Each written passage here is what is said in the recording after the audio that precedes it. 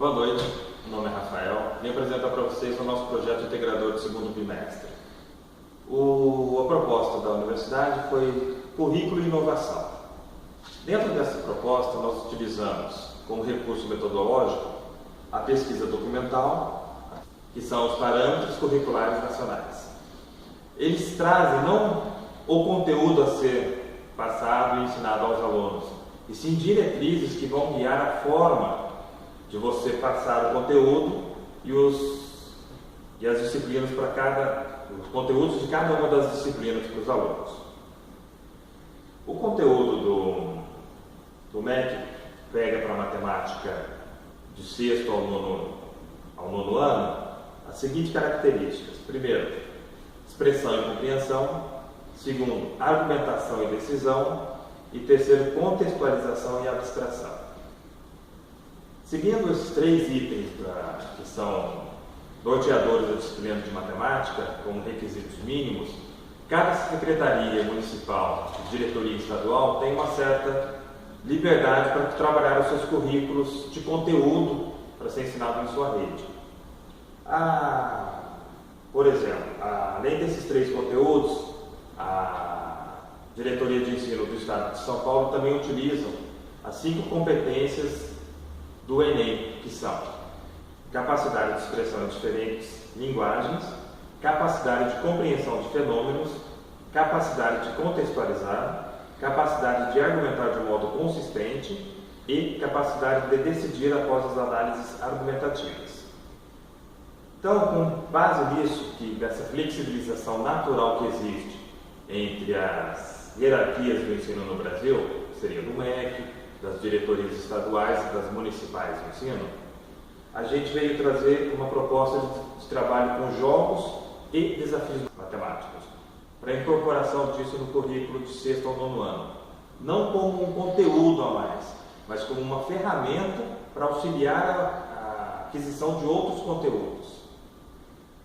A gente pretende, com essa proposta, mostrar que a matemática nossa proposta tem dois grandes objetivos. Primeiro, mostrar que a aprendizagem da matemática pode ser realizada de maneira diversa e divertida. Através dos desafios e dos jogos, você trabalhar isso de uma maneira lúdica e o aluno ter uma compreensão mais fácil do universo matemático, quebrando uma resistência que a gente sabe que começa desde os primeiros anos do ensino básico. E o segundo é que através dessa aquisição de conteúdos, dos jogos matemáticos, dos desafios, fique mais fácil para que ele realmente consiga absorver os conteúdos das disciplinas dos anos seguintes. Nós vamos apresentar para vocês 3 dos jogos que poderiam servir de exemplo para dessa proposta, que é o jogo Resta 1, a Torre de Hanoi e o Sudoku. Dando continuidade à apresentação do projeto Currículo e Inovação, falarei sobre um dos desafios constantes deste trabalho, o Resta 1, que tem sua origem no século XVIII, onde um nobre francês preso na Bastilha teria inventado este jogo com o nome Solitaire. No Brasil, atualmente, é conhecido como Resta 1. Resta 1 possui um tabuleiro com 33 locais, 32 peças colocadas nesses locais e uma peça em um local vago, formando 4 quadrados sobrepostos. Este jogo ele pode ser confeccionado pelos próprios alunos, podendo ser feito de qualquer material. Por exemplo, papelão, tampinhas de refrigerantes, entre outros. O objetivo do desafio é restar apenas uma peça no tabuleiro, podendo ser estipulado o local onde essa peça vai sobrar, podendo ser central ou com qualquer outro local. Esse jogo ele se desenvolve pulando as peças, ou seja, pula-se uma peça na horizontal ou na vertical e tira-se a peça que foi pulada. O desafio termina quando não houver mais nenhum movimento que possa ser feito no tabuleiro. Esse desafio ele foi indicado pelo grupo, pois a sua prática contínua vai estimular a capacidade de aprendizado do usuário, aumentando sua concentração através da insistência em atingir o resultado proposto, podendo inclusive acrescentar a competição entre os alunos como um fator a mais de estímulo. Desenvolve também a organização e a metodologia com anotações dos lances através de uma numeração simples de cada local onde as peças estarão colocadas.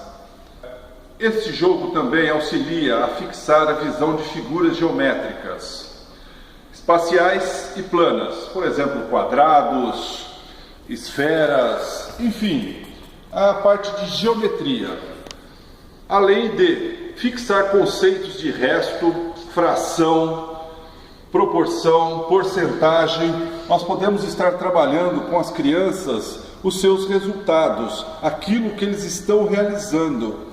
Então, de uma maneira muito prática e lúdica, eles estarão aprendendo matérias que têm certa dificuldade. No final, a ideia é realmente o desenvolvimento de um raciocínio lógico. Muito obrigado. Sudoku é um jogo que foi criado com o intuito de incentivar o raciocínio lógico, onde devemos preencher com números as colunas e os blocos. Não pode repetir nenhuma das linhas dos blocos os números. Então, vai ter que as pessoas acham que é difícil, poxa, que é matemática, mas não é matemática, é raciocínio. Vai ter que olhar em todas as linhas e verificar se tem algum lugar que o número não repete. Por exemplo, aqui, ó. 20 tão bom. Você olha na linha, não pode, olhando aqui nos bloquinhos, são 3 bloquinhos, não pode repetir nada nesse bloco, nem neste bloco,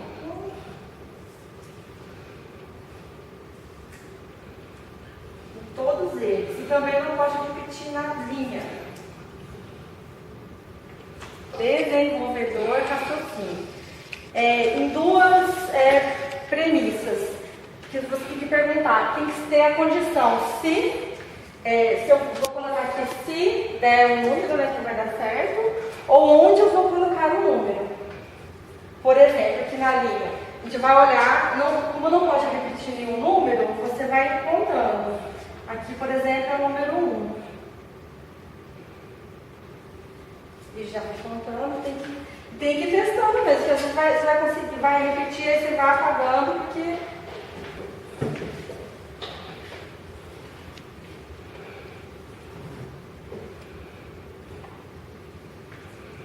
Meu nome é Luiz, vou falar sobre a Torre de Hanoi. Por que eu escolhi essa Torre de Hanoi? Porque ela trabalha principalmente o planejamento e a solução dos problemas. O problema aqui ele consiste em levar todos os discos que estão aqui no primeiro pino até o terceiro, de tal forma que nunca o disco menor fique sobre o disco maior. Isso aqui não pode de jeito maneira. A Torre de Hanoi ela foi inventada pelo matemático francês Edouard Lucas e tem uma lendazinha por trás dela bastante interessante, né? Conta que essa lenda que havia uma torre em um determinado templo e nessa Torre de Hanoi tinham 64 discos. Só que os monges, né, desse templo só podiam movimentar um disco por dia. E ao final dessa movimentação, ou seja, quando eles conseguissem levar todos os discos para o terceiro pino, seria o fim dos tempos. A gente fala 64 discos, poxa vida, então o fim do tempo seria pertinho, mas na verdade isso dá um número astronômico, né? Até aqui, como é que se faz para a gente chegar nesse número? Tem essa formulazinha, que é 2 elevado a n menos 1. Por exemplo, essa torre aqui com 4 pinos, eu vou precisar de 15 movimentos.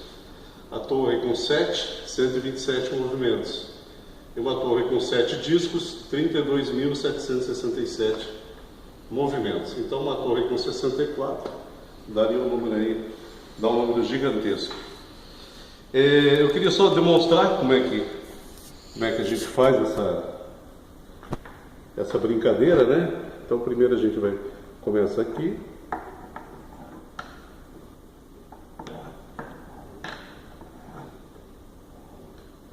Então nunca o disco menor pode ficar embaixo do maior.